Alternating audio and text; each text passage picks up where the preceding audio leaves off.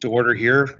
This is the April 8th, 2021 meeting of the AMATS Technical Advisory Committee, and it is now, what time is it now? 2:31. So, Craig, can you do roll call for me, please? Will. Mr. Van Hove? Present. Mr. Stitchick? Present. Ms. Kilcoyne? Present. Mr. Lindemood? Present. Ms. Acton? Not sure if Bart, are you acting for her today? Not that I'm aware of. Okay, we still have a quorum without that, so we'll just continue on. Ms. McNulty? Here. I believe I'm correct in saying I'm calling Mr. Boland now. Yeah, correct. Present. Okay, Mr. Rebuffo is excused. Mr. Colhays? Here. Mr. Alimi? Present. And Mr. Craps. So we definitely have a quorum. Thank you. Can you please do the public involvement announcement for me, please? Yes, sir. All AMATS committee meetings are open to the public, and the public is invited to comment. If we have a business item, we'll have presentation by a staff or a consultant, and then the committee will be given a chance to discuss the matter. And then after that, we will be inviting the public to comment. As you know, we are doing this, public is through Teams Live, and so there's that delay. So we'll ask Christine to double check if there are public comments, and we'll just wait for that little 45 seconds as we switch over to make sure. Thank you.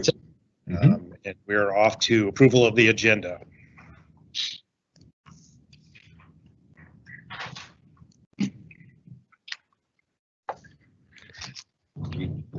This is Matt Stitchick. I move to approve the agenda as is. I second it. Todd Van Hove, second. Okay, thank you. Do we have any changes? So, Kent Colhays, John, I'm not sure if this is the right time to bring this up, but I'll just throw it out and we can talk about it and figure out when to do this. And it's regarding the Spinard Road project, and specifically the current limits of the project and the discussion that some folks have been part of, the discussion regarding expanding the limits of the project to the west side of Minnesota to allow the project to at least consider the various lane drop configurations that may benefit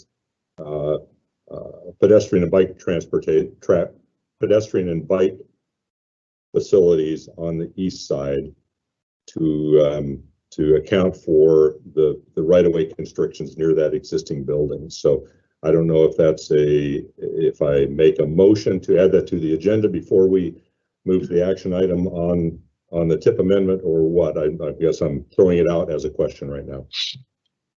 So, Mr. Chair, I would suggest that since we already have on our agenda Mr. Baskey from DOT, who's the project manager for the project at Spinard Road, we have it as an info item. I would suggest if we change the order of the day after we approve the agenda, and then just bring this item up first, which is item 6B, and then we can get information from Mr. Baskey, and then go back to the action items for the tip amendment, and we'll have the information we need to move on and make an informed decision.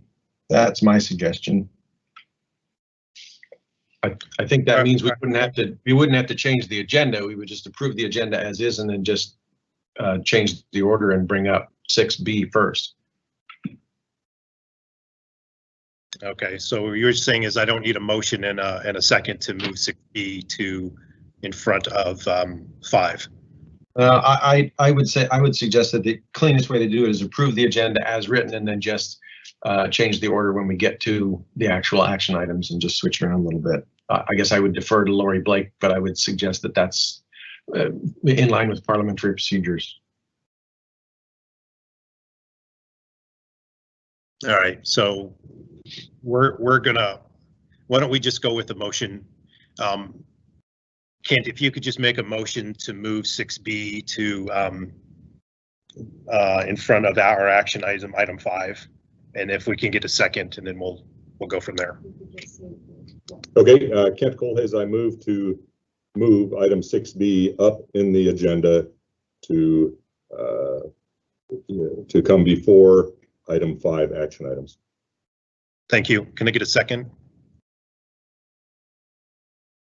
This is Matt Stichik. I'll second. Thank you.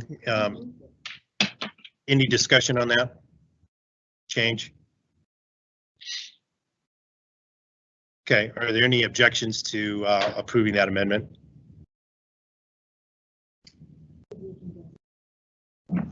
Okay, then that amendment to the agenda is approved. We are back to approval of the agenda with the amendment. Is there any objection to approving the agenda with the amendment? Well, as is with the change. All right, hearing none, then the agenda is approved. We're going to. I forgot. Oh. Okay, so we have a change on the agenda, and now we're on to. We have March 11th. Is this correct? Yeah.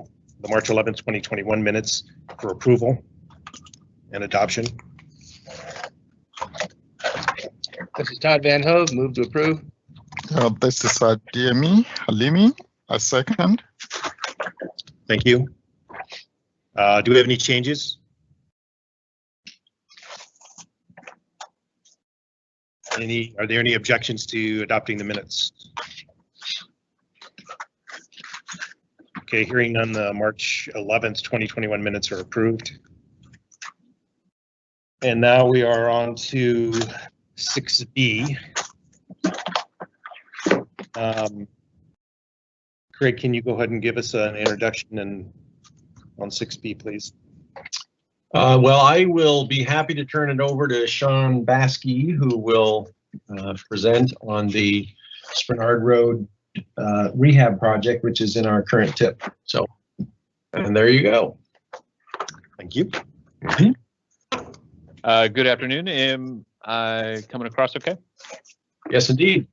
Perfect. So Sean Baskey, I'm a project manager with the Department of Transportation. So today we're talking about the Spinard Minson to Minnesota AMATS funded project. So just this is the first time you guys have seen this project, from the project team. So I'll just cover a bunch of ground real quickly and get onto the meat of the matter. So previous phases of the project, so phase 1 and phase 2, north of Benson, were constructed by the municipality of Anchorage, 2009 to 2010 for phase 1, phase 2, 2017 to 18. And now before you, we've got a federally funded project. And so that's the unique distinction between them, but a collaborative effort between the municipality of Anchorage and the Department of Transportation funded through AMATS. There's been a lot of work in the past to get us to this point, and a lot of community efforts. And so we're excited to be a part of delivering this project to the community. So project purpose is rooted in, same kind of thing that was in previous phases. And so trying to address, safety concerns, largely for pedestrian and bicyclists, and then of course for vehicles. We've got some failing infrastructure in the space as well. So absolutely a great project from a purpose and need standpoint. The existing space, as you look through there, just to make sure we're all on the same page, we got a winding roadway, a lot of intersecting streets, some signalized intersections, and 8,000 to 10,000 vehicles per day running through it. Certainly less than north of Northern Lights and Benson, but still a good swath of vehicular traffic. We got 4 lanes running through that space, 35-mile-an-hour design speed, and 60 to 80 feet of right-of-way. And so you'll quickly see soon about what that right of way looks like. But what we've heard from the community, and we've gone out and experienced it ourselves, anybody that's driven down or walked down that space, it's a very uncomfortable thing to try to get down. Transit facilities are hard to use. Just an overall not pleasant experience for people walking or biking through the space. And then from a vehicular standpoint, you know, the standard left lane becomes a left turn pocket kind of situation quite often. So again, lots of difficulties getting through the space comfortably. We've heard a lot of things from the public. We've had an open house. We've gone to the community council. We've talked about a lot of things, and you know, I'm not going to go through all of it, but we've heard a lot about people wanting to integrate more bikeability, more walkability, a more transit friendly space, and then certainly, you know, a lot of other concerns about business impacts, right away kinds of things, and an overall desire to revitalize the area. So there's a lot of things to consider as we move forward on the project. Right now, we're still in the environmental phase, analyzing alternatives, but you know, there's very limited right away. Lots of concerns and a lot of needs to be met, and all of that leads to just, you know, how do you allocate the space?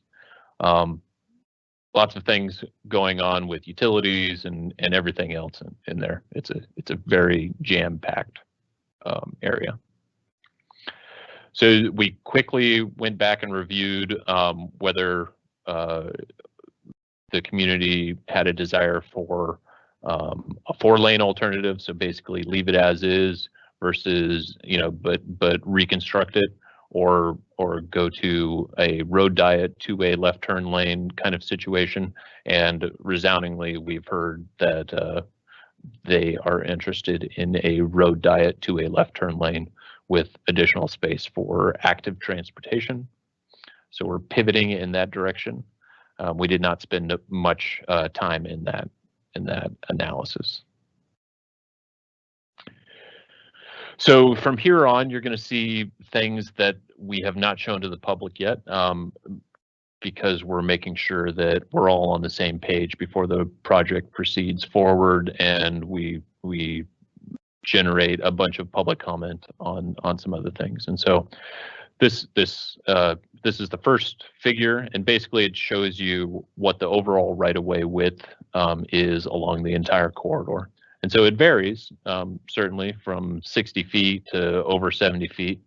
But, you know, the primary corridor, you know, the main constriction is the 60-foot space that you see through here.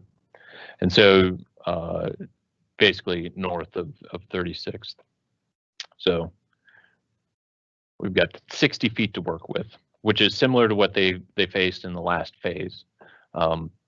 So we've got a couple alternatives that we're working on. We did a design charrette with the municipality of Anchorage and the Department of Transportation to look at a number of different things.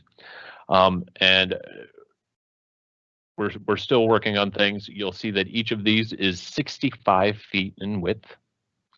And the previous phase of the phase 2 north of Benson 2-way left turn lane road diet option was a 62-foot overall width. And so from these alternatives, we're looking to minimize impacts even more, or looking at decreases in overall width, no greater than this, because really we've got 60 feet to work with, and we've heard loud and clear that we want a lot of these additional spaces for active transportation and other things, but also the goal is to not take down and impact heavily every business along the way in order to make a more welcoming roadway. So you'll see here that there's a lot of things going on, and there's another discussion to come, but none of these alternatives fit within the existing right-of-way is the main point.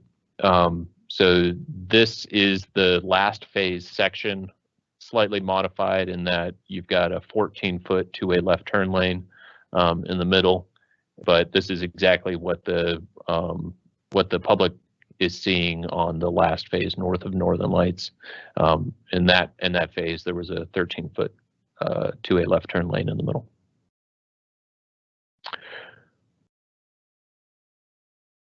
Option 2 is a similar kind of situation for a two-way left turn lane. All of them are, but then we've got the bike lane in a shared space with the sidewalk. So it's the cycle track option. It meets the MOA's design criteria manual, and there's lots of things that we could talk about pros and cons about having a bike lane behind the curb and gutter. Just varying opinions of that facility. Option 3 is a widened bike lane but decreased sidewalk. So option 1, you saw an 8-foot sidewalk, which is a shared use pathway, which facilitates both bikers and walkers, and then but has an overall decreased bike lane width. This one has a 6-foot bike lane, which uses the curb and gutter pan, or the gutter pan. But really, you're not supposed to use the gutter pan in a bike lane width conversation, and so this one widens the bike lane out to something that is minimally acceptable by most standards, but reduces your width to a 7-foot sidewalk. This one does not meet the Municipality of Anchorage design criteria design standards. Okay, so now we're going to get into the meat of the discussion, unless the committee would like to discuss those alternatives at more length. But really, what we've got before us is a discussion about the tip scope. So you see the highlighted space there. It says project shall not include improvements to the Minnesota intersection except ADA requirements on the east side. So within the last 3 weeks, the team has looked at what those impacts to the intersection are, or to Spinard Road, and what that means for the overall project. And so, really, we're trying to share what the impacts are, so that way we can try to deliver what AMATS is trying to provide for a vision. So it's really, we're seeking clarification. But this slide basically shows you what the future configuration of the Minnesota Spinard intersection will be after the Minnesota Pavement Preservation constructs here in the next year or two. Really, regardless of what's going on with the Minnesota Pavement Preservation Project, you've still got a situation where you've got 2 eastbound lanes that you've got to accommodate. So you've got a left, a through left, and then a through right. In the future configuration after the Minnesota Pavement Preservation is done, you'll have a left, a through, and a through right. And so we have to accept those lanes on the other side of the intersection. And really, it's just a constrained space. And so going back to the tip language, it says project shall not include improvements to the Minnesota intersection except ADA requirements on the east side. And so if the goal is to provide active transportation facilities on the east side, then we've either got huge impacts or we need to reduce scope to those active transportation improvements. So that's the gist of the situation. So first figure here is a 2-lane exception. So you're accepting 2 lanes on the east side of the intersection. So this carries you to over to 36th.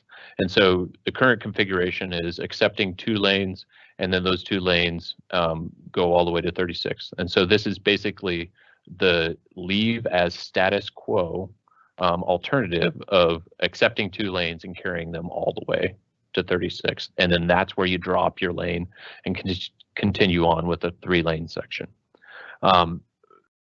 So the sidewalk width would remain at 4 foot. You would not have bike lanes. You would not have, additional space on the south side. Currently, in this figure off to the right, you'll see that we've widened out the space for the pathway, and we've got a bike lane on the north side. But really, the question is on the south side, what to do with that space.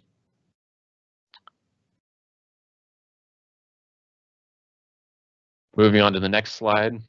So we've got what it would look like if we included a multi-use pathway, so an 8-foot wide pathway with a 5-foot bike lane. Now, reminder that 5-foot bike lane is including 1.5 foot of gutter pan, which is not meeting standards for bike lanes, because you can't include that gutter pan in your computation of the bike lane width. Still has, on all these alternatives, it has the bike lane on the north side and the shared use pathway, but you can quickly see what's going on with our impacts. And so there's just not enough space for a lot of things. You've likely got a full acquisition of this property and this business. You got a full acquisition of this property and this business. Worst case scenario is with the bowling alley is that you could potentially be into a full acquisition. We'd have to look at, what kind of parking they'd be left with. There's no opportunity to really reallocate these spaces to other parts of the lot.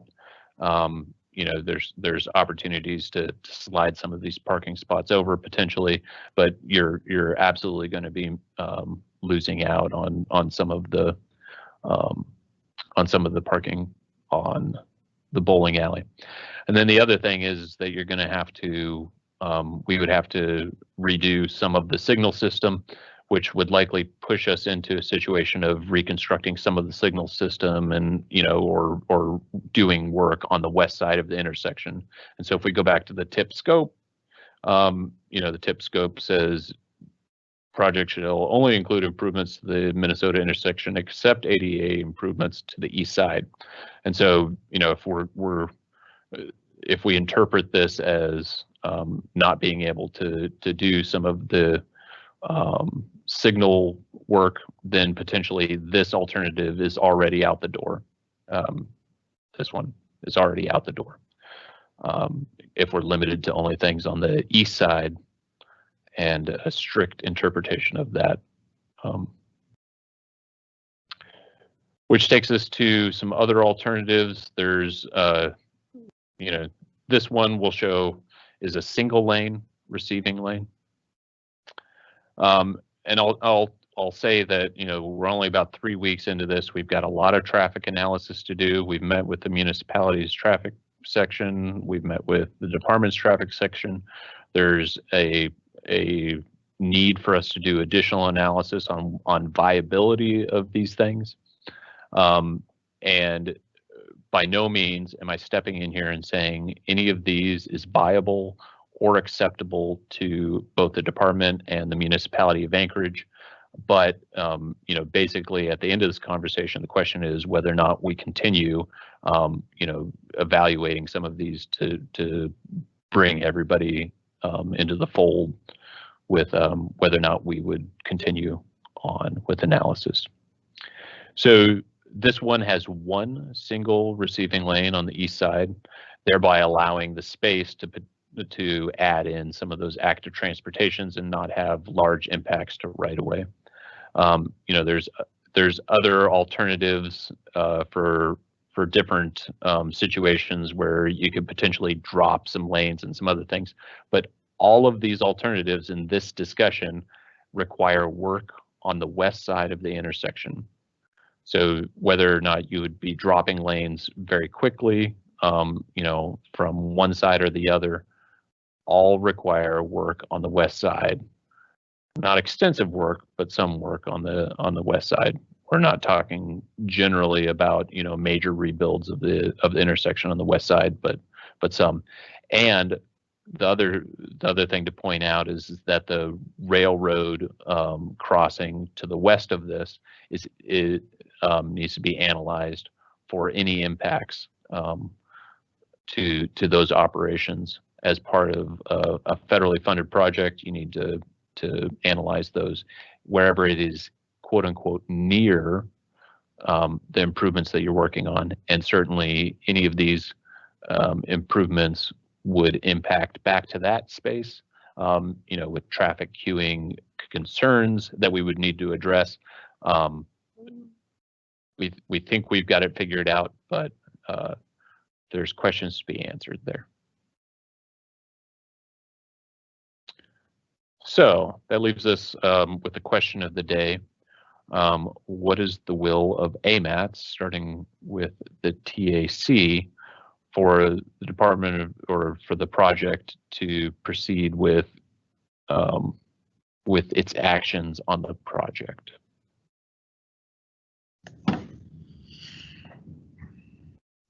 Okay, thank you, Mr. Baskey. Do we have any questions or discussions from the committee members?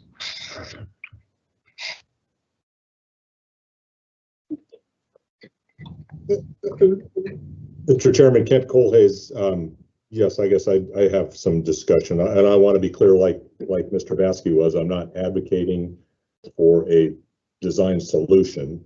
However, I do think that it is important that the project, as the process continues, that the project be able to consider all of the options that Mr. Baskey presented, including the single lane option.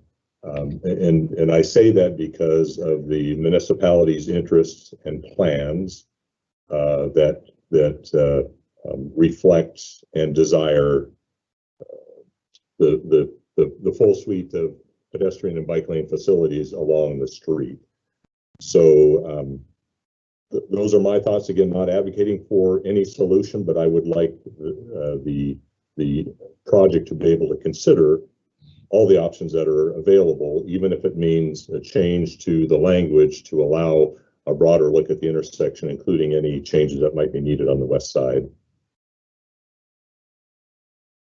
Okay, thank you. Any other comments, questions from the committee members?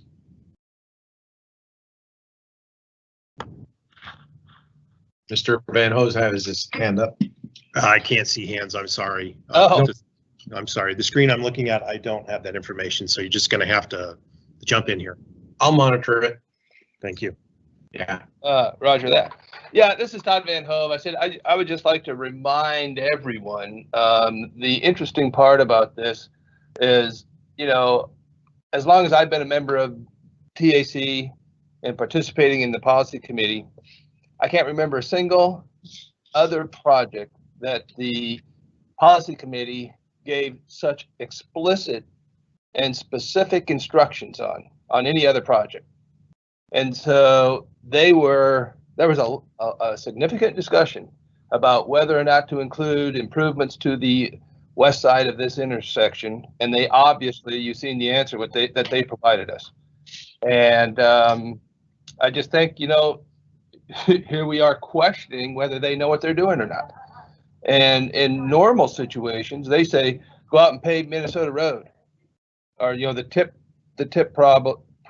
project says, go pave Minnesota. We go pave Minnesota. We don't go back and say, are you sure that's what you meant? And in this case, we're saying, wow, you've given us very explicit instructions, and now we're questioning those very instructions. That's all I have. Okay, thank you. Any other questions or discussions from the committee members? This is Shayna Kilcoyne. I appreciate all of these options because this is a very challenging section. And during non-COVID times, this is my daily commute and it's rough. So I don't know what kind of direction, I guess I'm wondering what kind of direction we might give right now to move forward, because I kind of feel like I see this comment from Lindsay Hayduke, looking for more time to review, and I'd be curious about that too. Like, what does going down to 1 lane mean for overall traffic? And you know, what I'm guessing a full acquisition of property is not what we're looking for. So what are the realistic options at this point?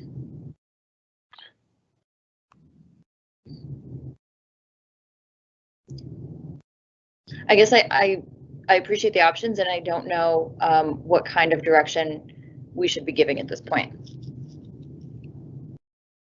Okay, thank you. Any other questions or comments from the committee?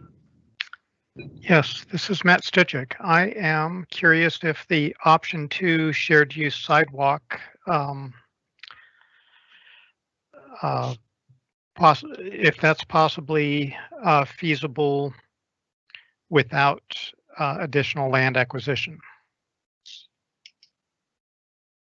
Does that require additional? Sure. So additional space? I'm assuming we're talking about this one on the screen. Well, I or thought the one on the screen was a bike lane.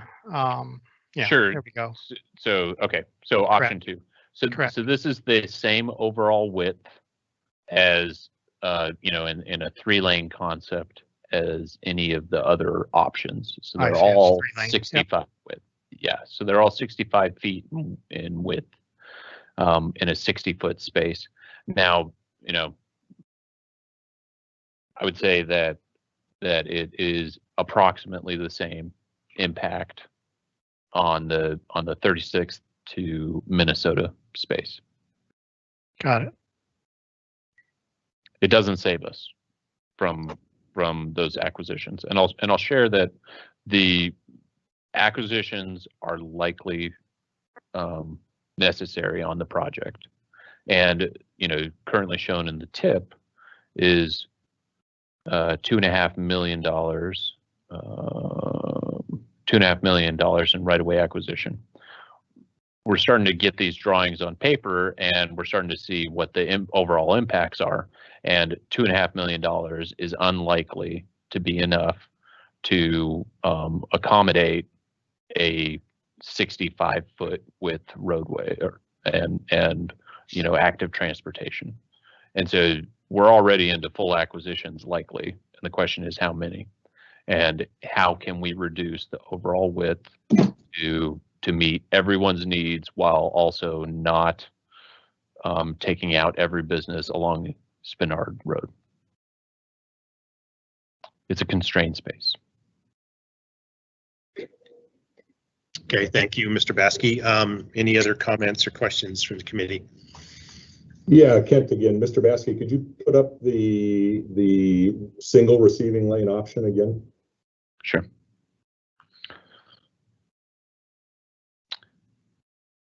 Thank you. I just wanted to look at it one more time. Thank you. Sure. And so I'll point out in the left side here, we've got a 70-foot existing right of way, and you have 71.5 feet of need. You know, with that, you could push things north or south, but you're really basically fitting within the existing corridor. Okay, thank you. Any other questions, comments from the committee? Okay, do we have anybody from the policy committee that would like to comment or have questions?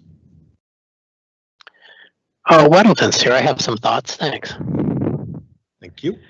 So you know, and I think Todd, you had said that, or someone said we're questioning the policy committee. I think that's someone who's sitting on that. I feel free to question things that come out of the policy committee. This is big bucks and very impactful on the city and all these roads, and it's always good to be thinking about them, as I know you guys do. You know, my recollection on why there was a constraint on here was to kind of remove that you know, there's a concept of doing, you know, one way here and then use 36th. And that was very controversial. And as I recall, the intent was to pull that controversy away so that we could get something going in this area. And the primary, the main part of this to really get right as a walkable, you know, multimodal area is this section that it would really be McCain Loop North. You know, it's all important, but you have so much stuff going on at Chugach Way soon, and with Cookland Housing's homes going in there, that was kind of the core thing. It's like, let's get that right, and then not get bogged down in this, you know, one-way couplet thing that was discussed. And so I think that's why that constraint was there. It's almost like we'll deal with that later. So I think, and someone could correct me on that, but it would be whatever we do in this real difficult stretch here is don't do anything that would preclude further work on that couplet idea. Thanks. Okay, thank you. Do we have anybody else from the policy committee on, or? I don't think we do. Okay, so we have, go ahead, Craig. I was going to say, I believe that's Mr. Weddleton's the only member on. Okay, so thank you, Mr. Welton. We do have some public comment in the chat. So help me out here, Craig. Do we typically want to read that, or do we just want to direct people to take a look at it? Or typically we ask for comments if they have any, but since they already have it in there, I would just I can read them. Let me go over to it now. Okay, so there are two comments, both from Lindsay Hayduke. It says, I appreciate seeing these alternatives in this Spenard Road presentation and would like more time to review it. For comments, I'd like to see this project also include future improvements to the Spenard-Chugach Way intersection rather than just bypassing it without active transportation connections. I'd also like to factor in signal changes at Spenard and Minnesota. And then her second comment is, I'd also request amending the tip to allow for considerations to signalization, lane configuration, and railroad impacts on the west side of Minnesota Drive. Okay, thank you. And I would just double check with Christine to see if there's anyone else in the Teams live chat that from the public who has a comment. Yes, I'm doing that right now. And great. We do have one more comment in the chat from Lindsay again. It says the Spenard Community Council does not support the couplet as Mr. Weddleton is referring to.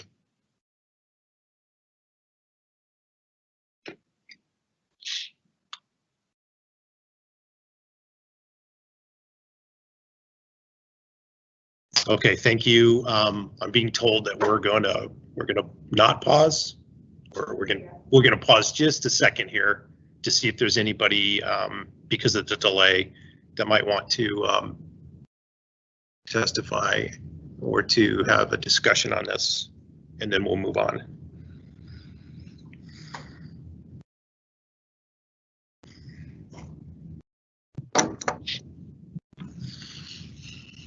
Good. Okay, we're good. So I think this concludes our 6B item.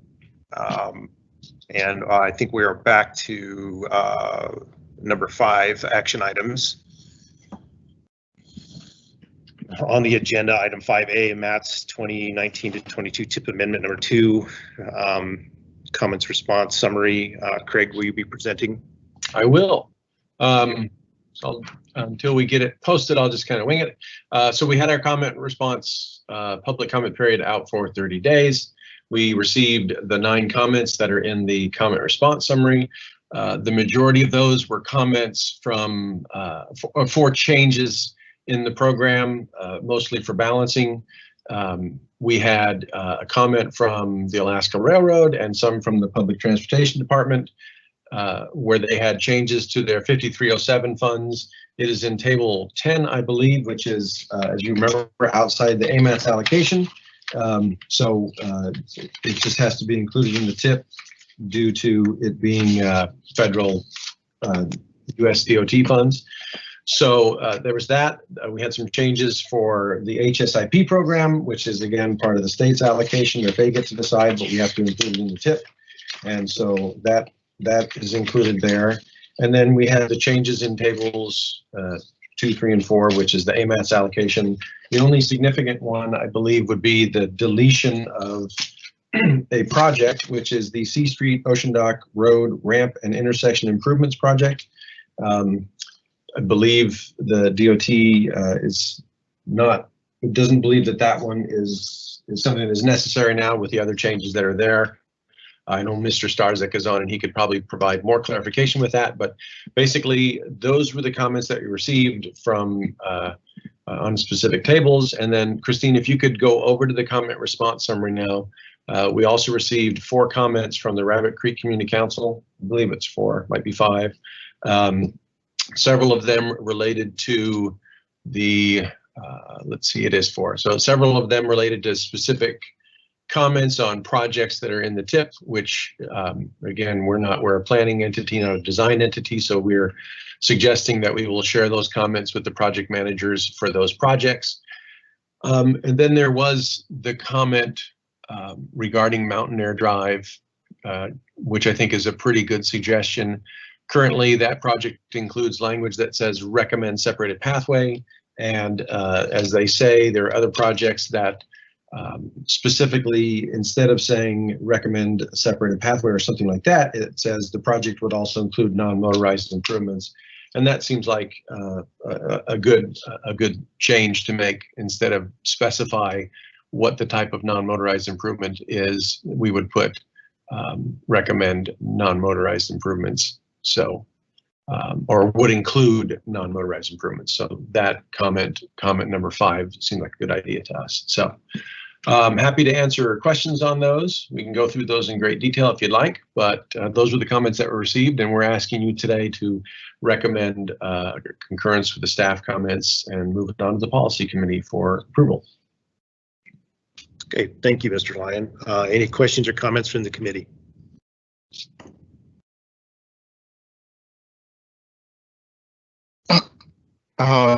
Hello, this is Adiemi Alimi from DEC. I already sent this message to Craig, but I just want to reiterate here that regarding the deletion of the project in the TIP amendment, I would want or like Craig to make sure that we get the consensus from the Air Quality Conformity Interagency Committee before the end of April, because if we wait until May, the committee may say we need to do another conformity determination. So it is important we get the consensus from this committee regarding the deletion of the project before the end of April. Mr. Chair, so this is Craig. That's a really good point. Basically, what we have is we did an air quality conformity consultation team meeting for the air quality for the original Amendment 2, and they agreed that we could move forward as it is, and they provided that determination. The change that's being suggested to delete the one project, we need to make sure that they're okay with that. And so I had the discussion with Cindy Heil from DEC. And she suggested that we send out a note to the interagency consultation team that just suggests, hey, this is the project that we're deleting. We believe this deletion would not adversely affect the air quality conformity for AMATS, given that we are now a limited maintenance area, and we just want the interagency consultation team's concurrence with that. There is the time constraint because they are moving to, the EPA is moving to a new standard, and they're doing that 1st of May, and so we want to get the email concurrence from the consultation team as soon as possible. I did send that information along to Mr. Stitchick, and hopefully we'll be sending that note out to the interagency consultation team momentarily, and then we'll get the response back and be able to move forward and agree that this doesn't require a new conformity determination because the one that we have on it is good to go. So hopefully we're taking care of Mr. Alimi's concerns, same concerns that Ms. Heil had, so we should be okay. And this is Matt Stitchick. I'll add that, yes, I am seeking that consensus from the interagency consultation team and intend to have a response prior to the policy committee meeting. Great. Thank you. Any other questions or comments from the committee?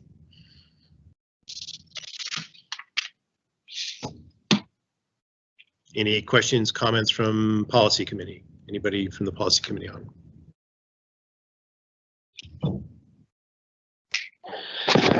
Yeah, Weddleton, and I'll just put something out there for thought. Now, Mountain Air is an important connection that I've supported. The use of the bond money as the match was under a part of code that is for life safety egress roads. And which the implication is that they're fairly limited in the way they're built, and even possibly it can be understood to be just enough to handle, fire trucks and other equipment and evacuation. Lots of cars leaving, not so much as normal municipal road, and I don't know, and that may not work with an AMATS formula. Maybe you have criteria that are beyond there, but it's kind of an interesting challenge here, because the one part of code is kind of saying that it's just for life safety egress, but our normal road projects are much more inclusive, like adding non-motorized features. I don't have an answer, I'm just kind of putting that out there. Okay, thank you, Mr. Weddleton. The public was invited to comment by notifying us of their desires to comment, but do we have any? Okay, we don't have any at this time, but we are going to pause here in case we have any public comments on this item.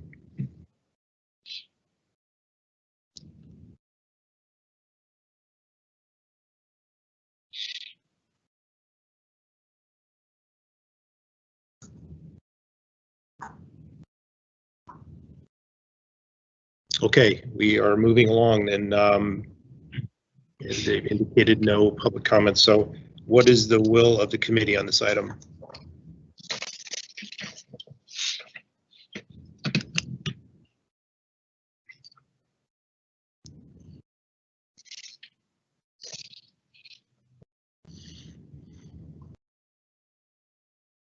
I need somebody to make a motion on this one. So this is Todd. I'm willing to make a motion, but before I do, I was trying to ask earlier and I was on mute. Can we move this under the policy committee and assume that the determination will be presented to the policy committee at the same time so that they can make final decision? Is that what we're assuming here? Are you asking about the air quality determination? Yes. Oh yeah, as Matt said, that's the plan, to get it before then. So very good. Yeah. With that said, then Todd Van Hove, I move to approve and move on to the policy committee for.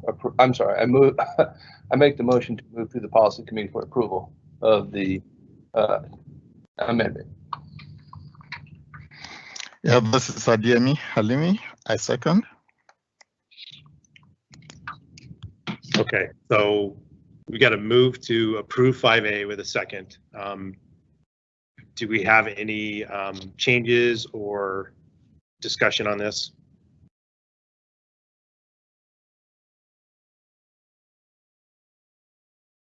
Okay, do we have any objections to the motion? All right, hearing none, that motion's approved. We are moving on to agenda item 5B, AMATS operating agreement update. Craig, can you present, please? Yep. There will be two changes that we have proposed in this operating agreement revision. As you know, the policy committee last month approved the change from the Citizens Advisory Committee to the Community Advisory Committee. So we have to reflect that in our operating agreement, change the word citizen to community. In addition, in the federal certification review we had put in parameters for what percentage would constitute an amendment versus what would constitute an administrative modification. And the number I had used was 75%. I had found that in some MPO in South Carolina at one point. I cannot find it now. And basically the Fed said, if you can show us someone else that's doing it, then we'll accept that higher number, but otherwise you have to go with a lower number. So I was able to find a place that had 50%. And so that is the threshold now for changes, and that changes. So if you are adding funds into a project in the TIP or deleting funds in the project in the TIP, and it constitutes more than 50% of the total cost of the project in the 4 years of the TIP, it would have to move to an amendment. If it's under 50% of the cost, then it would it could be an administrative modification. So those are the two changes that we're doing, changing it to community and the 50% change. Happy to answer questions. Thank you. Any questions or comments from the committee on this item? Yeah, this is Todd. I have a question. Go ahead.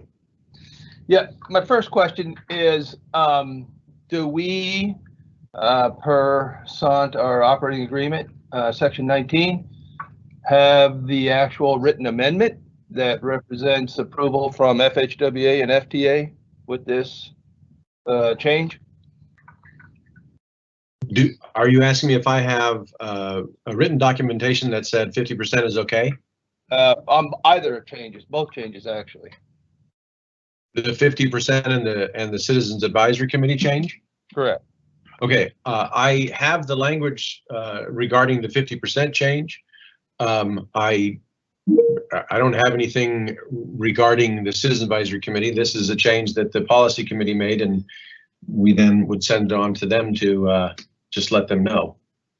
Correct, but per section 19 in our operating agreement, it says once changes are made to the operating agreement and approved by the Policy Committee, they are to be forwarded on to FTA and FHWA for approval. I guess that's what we'll do here. Once the Policy Committee decides what they want to do with these changes, then we would send it on to FHWA and FTA. Policy Committee has already approved it. I'm confused on the process. I guess it's what I'm asking, Craig, is a process question. How, that was my first question, is process. I mean, according to our own operating agreement, once a Policy Committee approves these amendments, then they're supposed to go to FHWA and FTA for agreement and processing. And then my second question would be, where, as a citizen, or sorry to use that term, where as a person who is looking on the AMATS website, can I go find the language in the original agreement? In the original operating agreement? Correct. I'd have to pull up the website right now, but we have a part of our website that shows our governing documents, and the operating agreement, policies and procedures, those are in there. Those are posted. Typically what we do is we go through the Policy Committee. If they approve something, then we have to figure out what are the specific changes and et cetera to the operating agreement. I guess theoretically we could have done those all at the same time, but we waited for the Policy Committee to approve the change, and then we have to go specifically modify the operating agreement. Well, I think that's another procedural question, because the operating agreement is an agreement signed by the mayor and the governor. It is my suggestion that that language never change. You can do amendments all day long, but those amendments get attached to that operating agreement. They don't change the actual wording in that agreement. Well, the original operating agreement was signed by Governor Knowles and Mayor Wirtz in, I believe, 2001. We have revised it probably half a dozen times in this manner. So that has been what the Policy Committee has approved in the 18 years I've been here. I guess it's possible we've been doing it wrong all along, but that has been the method that the Policy Committee has approved in all the revisions we've done in the past. Okay, no more questions. They are just that, revisions. They're not they're not things that connote a redesignation, which would require a new signature from the current mayor and the current governor. They're not that. So I agree with that. Yeah. Thank you. I have no other questions. Thank you. Any other questions or comments from committee?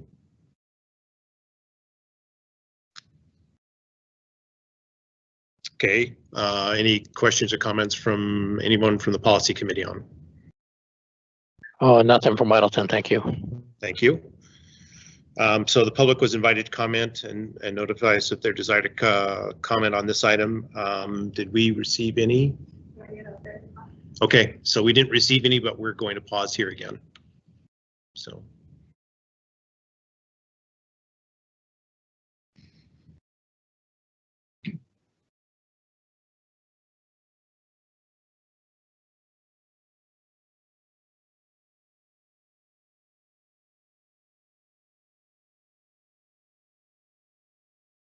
Okay, looks like we're good. So what is the will of the committee on this item?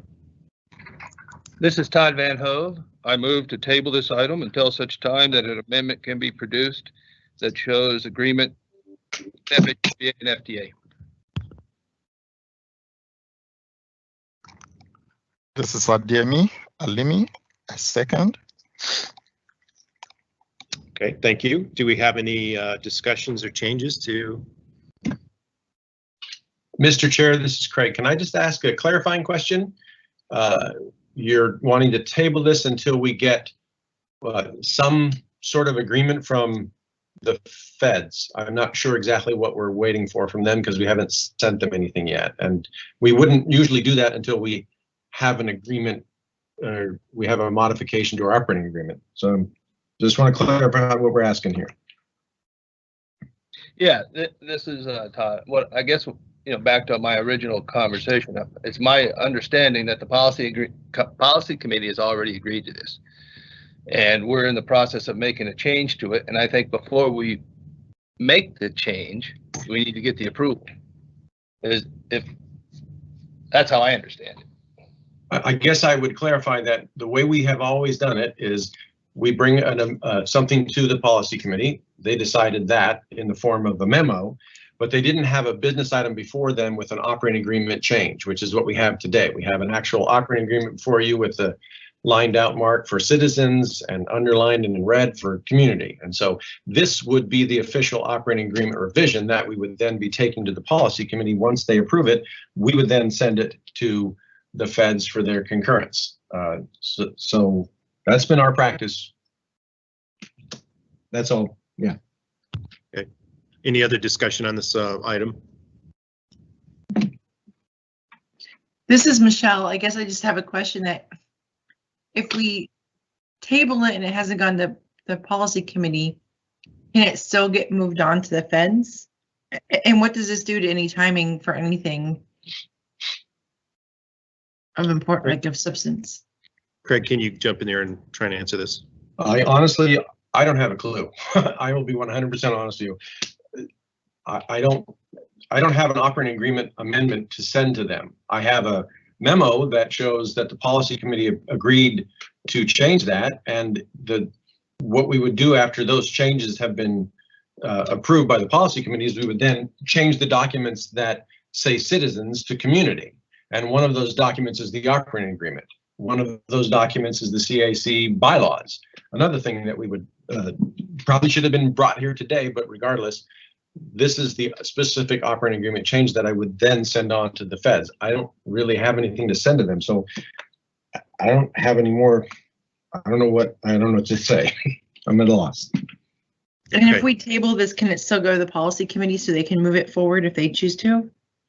Again, I'm sorry to interrupt, but as occurred with the original citizen advisory committee change to the community advisory committee, as you remember, the TAC tabled it and then the policy committee brought it up. So policy committee can decide they want to bring this up, operating agreement change, if they want to at their meeting in 2 weeks or any other time in the future. Okay, thank you. Any other discussion from the committee on this?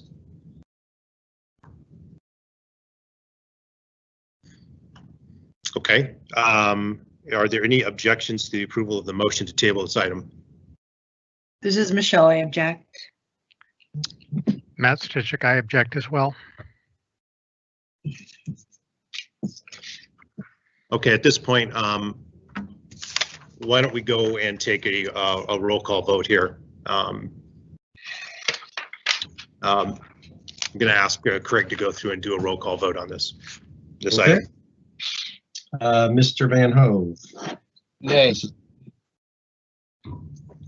Okay, just so I clarify, so I believe the motion is to table it, so a yes vote would approve the tabling of it.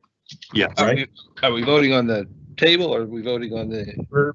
Your motion is to table this item, and so we're voting on whether or not to table it. Yep. Thank you for the clarification. My vote is yes. Mr. Stitchick. Negative, no. Okay, Ms. Kilcoyne. Nay. Mr. Lindemood. Yes. Ms. Acton is not here. Ms. McNulty. No. Mr. Boland. Yes.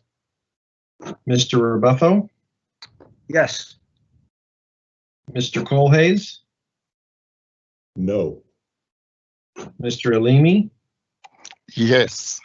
And Mr. Craps. I'm going to vote no.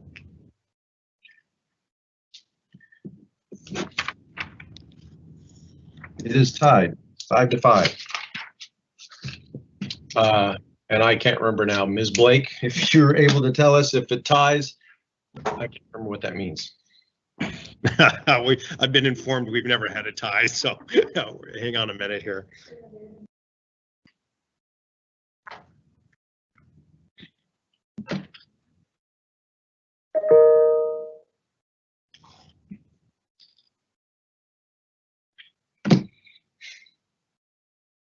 I vaguely remember parliamentary procedure, and I thought if it is a tie, it fails, but that's vague.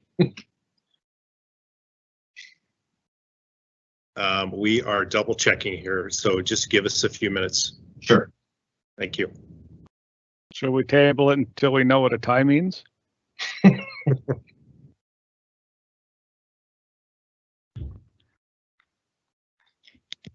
I'm willing to change my vote to a, this is Matt Stitchick. I'm willing to change my vote to a yes and let the policy committee deal with it.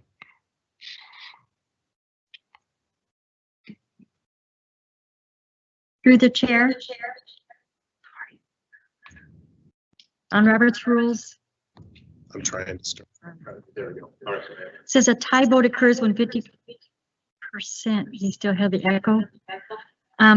Vote in favor and 50% vote against. No one receives a majority vote. If there's no way to break the tie vote, the motion is lost.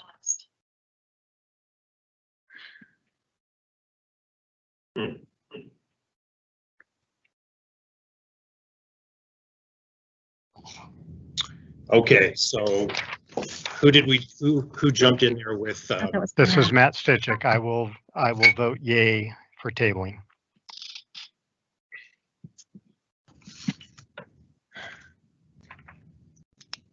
Okay, so with that change, we are going to table the item.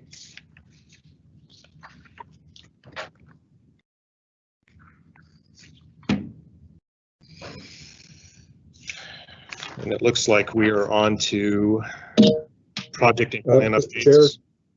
Mr. Chair, Kent Colhayes. Yes, sure, go ahead. Yes, I would like to move to reconsider item 5A, please.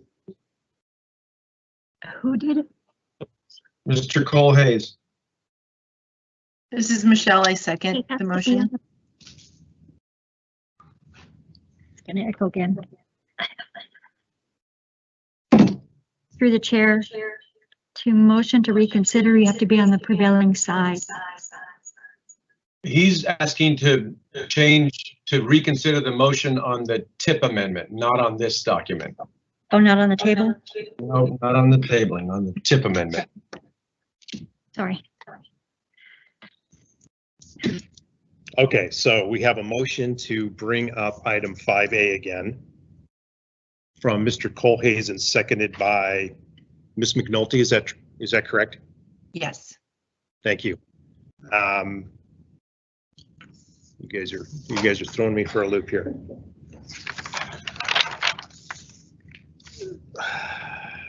So Is there any discussion or comments on this motion from the committee? Mr. Chair, Kent again.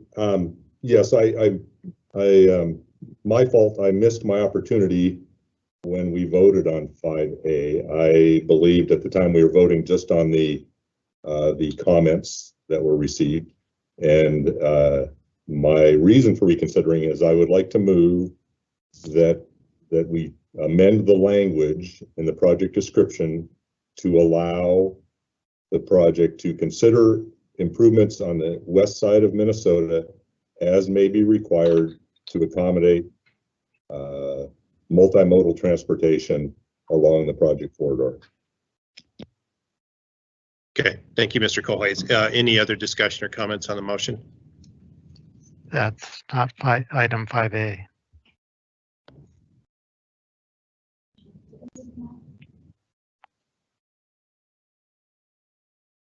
Was that a question? Could you clarify that for me?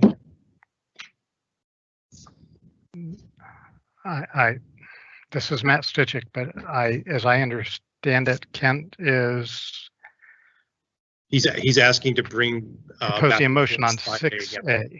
No, he wants it on 5A. He wants to 5A. reconsider the action on the TIP amendment to change some language on this Bernard Road project. Okay, sorry. Okay, any other questions, discussion on this item for the committee? Okay, are there any objections to the motion?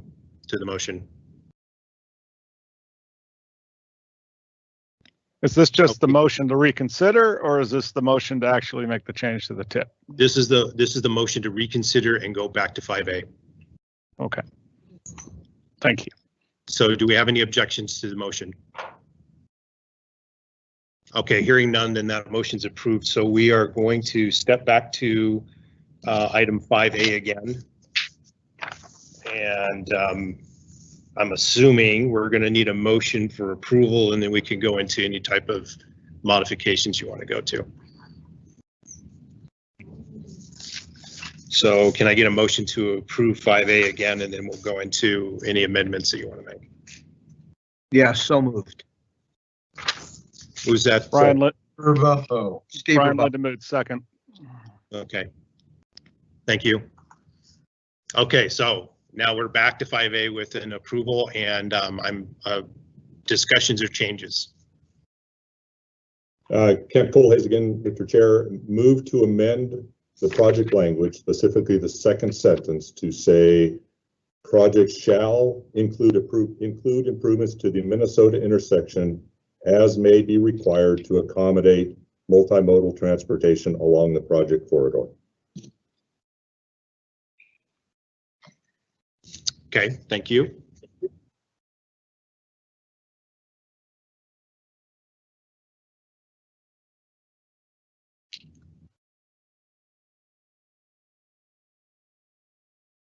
This is Michelle. If that needs a second, I second. Thank you.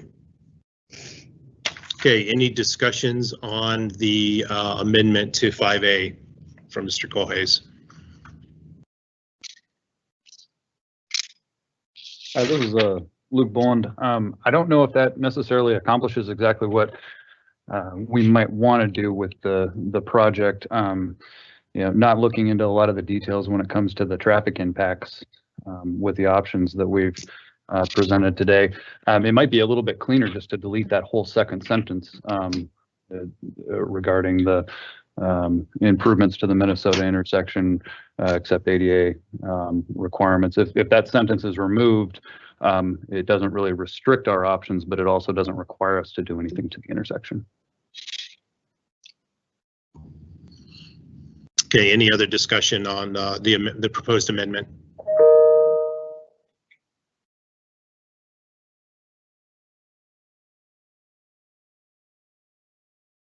Okay, are there any objections to approving the amendment that Mr. Colhase put forth and Ms. McNulty seconded?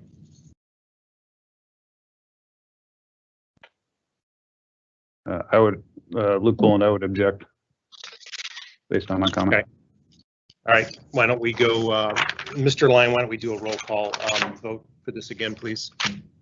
Okay, so the amendment is to add the language Mr. Colhase suggested regarding this Bernard Road project. So, Mr. Van Hove.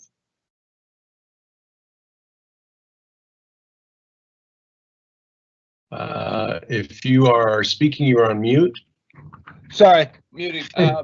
What, I'm sorry, clarification, what are we voting on? Sure. So Mr. Amendment has an amendment, or Mr. Colhase has an amendment to modify the language in this Bernard Road corridor project that basically would allow some non-motorized improvements. I didn't get it all down to bring it.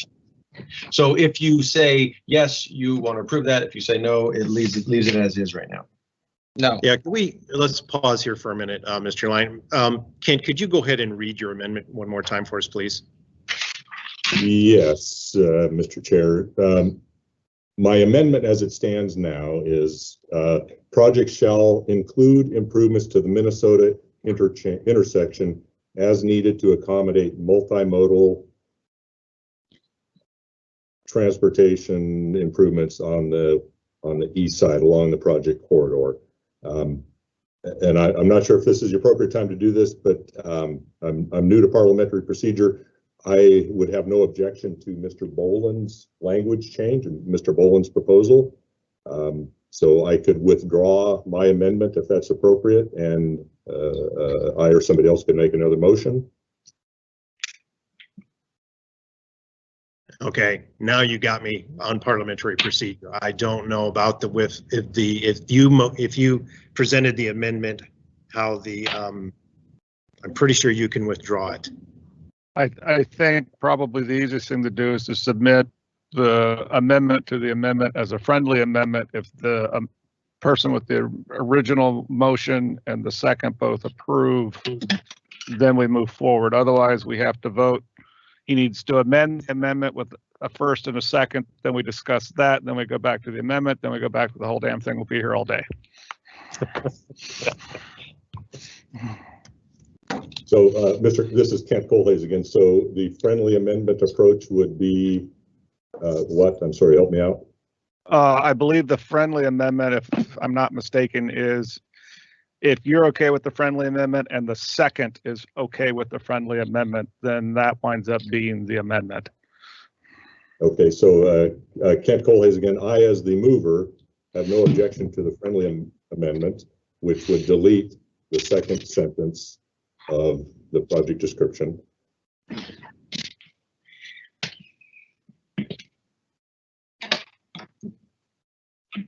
And then I guess I believe it. Then I believe you said that it would then fall to my second, who was Ms. McNulty.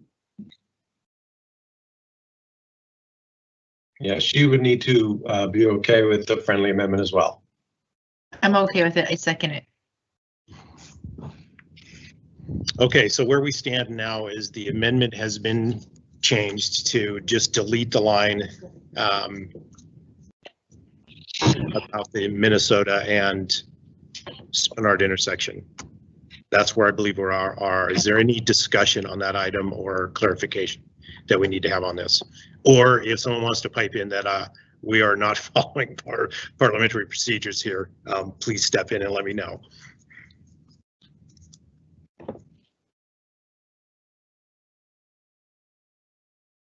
Okay, so as it stands now, the amendment is to delete that line out of the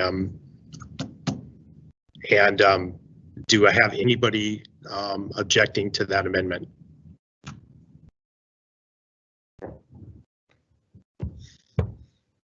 Okay, so that amendment's approved. And we are back to the main motion on 5A again. Does anybody object to the approval of 5A with the amendment?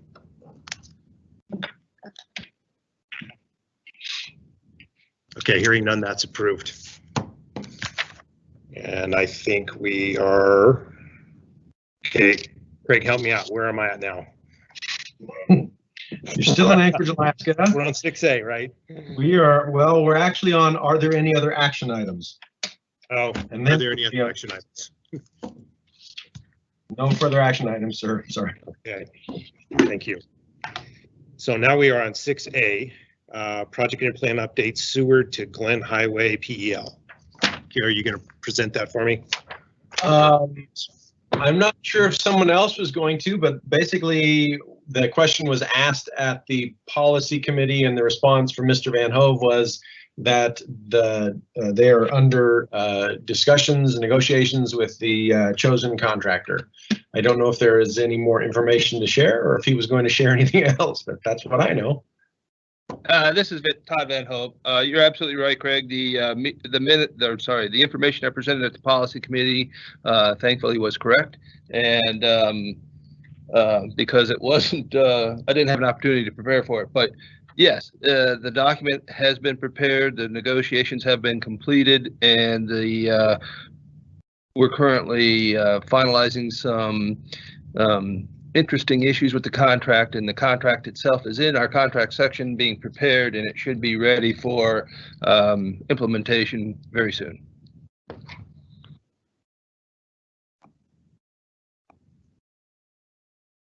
Okay, thank you. Any questions or discussion from the committee on this?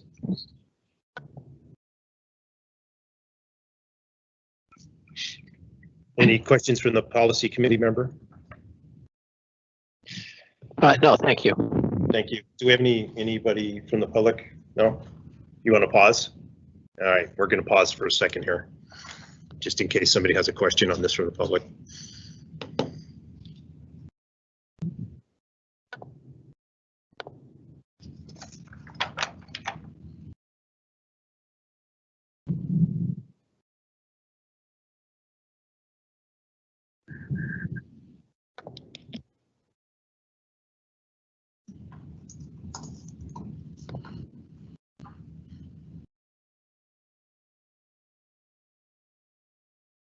All right, I got a thumbs up. So we are on to general information items, 7A. COVID relief funding update. That's COVID correct. As you know, we are looking at the possibility of about 11.2329 million in funding to an urbanized area over 200,000, which would be the AMATS area. And we are, I'm waiting for written documentation that we can go ahead and allocate that. I contacted Adam Moser, who's the statewide MPO coordinator for DOT down in Juneau, to get an update, and he said that they are still in negotiations with the legislature. There is a lot of, as you probably read in the paper recently, there's a lot of relief funding coming into the state, and so the legislature has interest in as much of that as they can get, and so they haven't come to a crystal clear decision on that yet. So we're still waiting on that. One thing, as I think, as you remember from when I presented before, is that there were there's some changes to what we could spend our funding on, and one of the possible things would be M&O, maintenance, people, et cetera, as opposed to just projects. I was told by Mr. Moser that it's kind of seems like fairly clear that that is not what U.S. DOT and federal highways think this should be used for. They'd rather see it on projects. And so they have suggested that you're going to have a really good reason for spending these funds on M&O as opposed to projects. Doesn't mean it's not possible. It's just going to be pretty challenging. So that's just information to keep in your mind as we go forward. As soon as we get something written that tells us we can go ahead to allocate those funds, we'll bring that to you. Again, it has a expiration date of 2024, September 2024. So we do have some time to move forward with those. So that's that funding update that I know of, unless you have questions. Thank you, Mr. Lyon. Questions or comments from the committee on this? Yeah, this information item?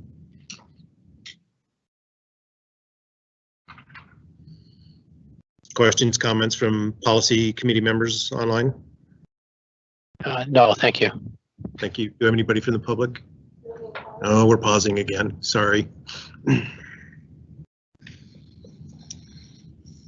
Hi. Yeah. Oh, sure, I'm on mute.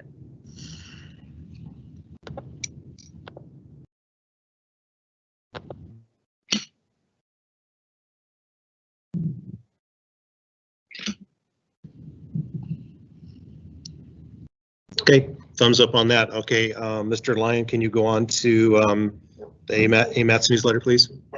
Yes, I let Christine do that. Share her amazing amount of work and impressive document that she's created. So if you are at our AMATS website, if you click on that picture at the top, it'll bring you to our first quarterly newsletter, and we'll just show you how this one's laid out. They'll typically be laid out the same way, but we're looking for feedback from everybody on this first one. So you scroll down, you'll see this bar at the top, which will tell you the sections. So just first, the highlight of sections in this issue, a message from our fearless leader, and then we'll go into committee news. So all of the different committees, we go over just what happened in the first quarter. If there's any seats to fill, we'll highlight that. There's one seat on the BPAC. Spotlight, we're going to spotlight staff or even committee members. So hopefully they'll participate as well. Right now we have Aaron and his trusted companion, Dozer. In community, we're highlighting a winter bike tour that Joni did with Donovan, and to introduce Julius from the state bike and peg coordinator to all of our facilities. So we included a map of where they rode to look at winter facilities and what the challenges were. Plans and programs, so any updates that are happening in the primary programs. Right now, Aaron has started making a plan and sent out the RFP for the 2050 MTP. A TIP Amendment 2 that we're just discussing, 30-day public reviews on this newsletter. Non-motorized plans, so a couple charts to discuss some survey results that we had in the open house that Joni prepared in February. Highlighting the Spenard Road corridor plan that's out. And then the Title 21 parking that long range and current planning are working on. They presented to 3 of the AMATS committees this quarter. So we are highlighting that project. And if anybody wants further information where they can get it. And there will always be a transit section. So transit has fat tire bike racks on the buses now. They did a big campaign for that. They had a rider survey to see how riders have been impacted since the pandemic started, and some of the results from that survey. And then their system report card has just been released for 2020. And then lastly, we'll have just a transportation 101 topic. This one's simple. What is an MPO? Talk about where it started and then how they're set up differently. The Fairbanks MPO is freestanding, and the AMATS MPO here in Anchorage is within the municipality's planning department. We'll highlight the upcoming committee meetings for the next quarter, and then plug joining our newsletter. And then lastly, but very important, we have a survey. If you click on that, it's just a 5-question survey to tell us what you think and give us feedback so that we can always improve it. And that is it. Okay, thank you. Do we have any questions or comments from the committee on this?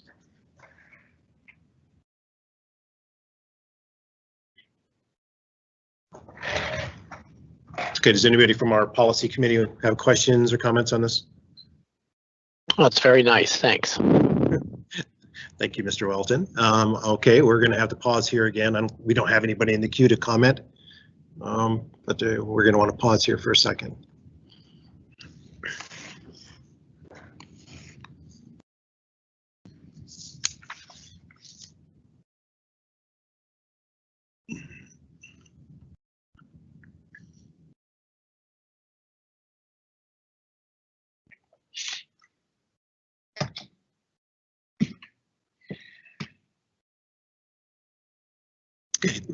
Okay, we have a thumbs up. Now the floor is open to comments from the committee. Anybody from the committee? Mr. Chair, Kent Cole-Hayes again. I just want to thank the committee for indulging my non-familiarity with Robert's Rules of Order. I appreciate it. Oh, that's seconded by me. I appreciate all the help I can get.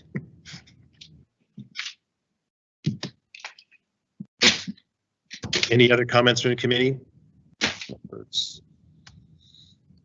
Okay, well, thank you all for your participation. We're going to gavel out and adjourn the meeting. It is 3:56. Thank you all. Thanks. Thanks all.